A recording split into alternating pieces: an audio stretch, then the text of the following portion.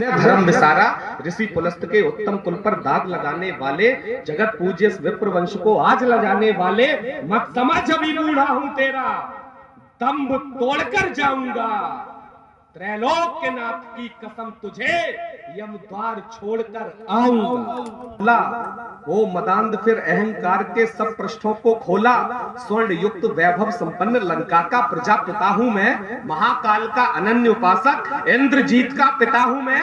अरे जिन पर तू इतराता है ये पंख अभी सब तोड़ूंगा, पलक झपकते ही तेरी गर्दन भी आज मरोड़ूंगा। जटायु का जवाब सुनना और हर रामद्रोही तक ये जवाब पहुंचे आपकी तालियों के माध्यम से कि पलक झपकते ही तेरी गर्दन भी आज मरोड़ूंगा। पर बोलेपन से अपने कोई ढाक कहर नहीं सकता, राम भक्त के सम्मुख राम द्रोही ठहर नहीं सकता। गीत ज्यों काल पवन झपटी हो, निशाचरी सारा घमंड करने दमन झपटी हो। पहला ही जो वार चोट से किया शीश पर रावण के, पल भर में ही गर्वित सारे रंग उड़ गए आनंद के। फिर पूरी ताकत समेत ऐसा कड़ा प्रहार किया, केश पकड़कर लंका पति के रथ से उसे उतार दिया। श्रेष्ठ उपासक शास्त्र विज्ञ जो विद्वानों में पूजित था, लंका का लंकेश भी तब समरांगण में मूर्छित था। वृद्ध गिद्ध ने युद्ध भूमि में गजब नजारे दिखा दिए। और अगली पंक्ति अगर अच्छी लगे तो फिर हंगामा करना कि वृद्ध गिद्ध ने युद्ध भूमि में गजब नजारे दिखा दिए। 20 भुजा का सिर वाले को दिन में तारे दिखा। जागी लज्जित चेहरा क्रोध से लाल हुआ, वही क्रोध फिर युद्ध भूमि में गिद्धराज को काल हुआ। महाकाल का किया स्मरण फिर कृपाण से वार किया, खिसियाकर किसी शिकारी ने जैसे कोई शिकार किया। घायल किया जटायु को फिर उसके पंख कतर डाले, लिए जानकी को भागा जल्दी से होश संभाले। रावण माता जानकी को लेकर इतनी तीव्र गति से क्यों भागा? अगर कारण ठीक लगे तो फिर आपके हाथ खुले कि लिए जानकी को भागा जल्दी से होश संभाले।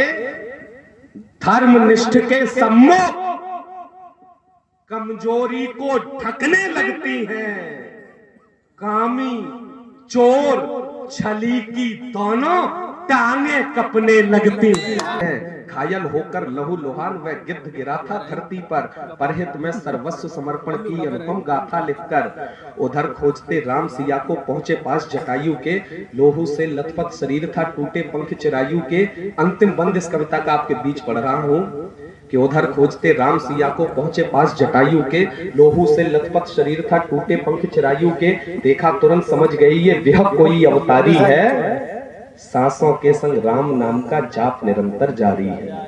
सांसों के संग राम नाम का जाप निरंतर जारी है। सिर पर फेरा हाथ गोद में गिद्धराज को बिठा लिया। कविता की सबसे अच्छी और संवेदनशील पंक्ति आपके आंगन में रखता हूं, और अगर सिद्ध हो जाए कि परोपकार से बड़ी कोई पूजा नहीं है तो फिर आपके हाथ खोले जिनकी समझ में आ जाए उनकी सबसे संवेदनशील पंक्ति के। उधर खोजते राम सिया को पहुंचे पास जटायु के, लोहू से लथपथ शरीर था टूटे पंख चिरायु के। देखा तुरंत समझ गई ये विहग कोई अवतारी है, सांसों के संग राम नाम का जाप निरंतर जारी है। सिर पर फेरा हाथ गोद में गिद्धराज को बिठा लिया, नयन से निकले नेह नीर को घायल तन पर गिरा दिया। अरे तप में देह गलाने पर पुण्यों की गठरी खुलती, वैकुंठ भले मिल जाए लेकिन प्रभु की गोद नहीं। मैं सर्वस्व समर्पण करने से सद्भाग्य जगा, अमृत तो बिना ही अमर हुआ वह क्या अनुपम सौभाग्य जगा। पल में पीड़ा दूर हुई फिर सारी व्यथा सुनाई, द्वंद युद्ध संग सिया हरण की प्रभु को कथा सुनाई। फिर घायल लब्धों पर एक कोमल मुस्कान सजाई, प्रभु को किया प्रणाम कहा जाने की बेला आई। और क्या विनम्रता है प्रभु की कि प्रभु को किया प्रणाम कहा जाने की बेला आई। कहा राम ने तात धरा पर रुको अभी ना जाओ, कुछ अनुभव अपने जीवन के हमको भी बतलाओ। हंसकर बोला अरुण तनय, हंसकर बोला गिद्धराज, अब बातें नहीं बनाओ, भव सागर पार करैया फिर से इसमें ना उलझाओ। भव सागर पार करैया फिर से इसमें ना उलझाओ। अंत समय जो नाम राम का जिह्वा पर धर लेते हैं, कितने ही निकृष्ट कर्म पर मोक्ष प्राप्त कर लेते हैं।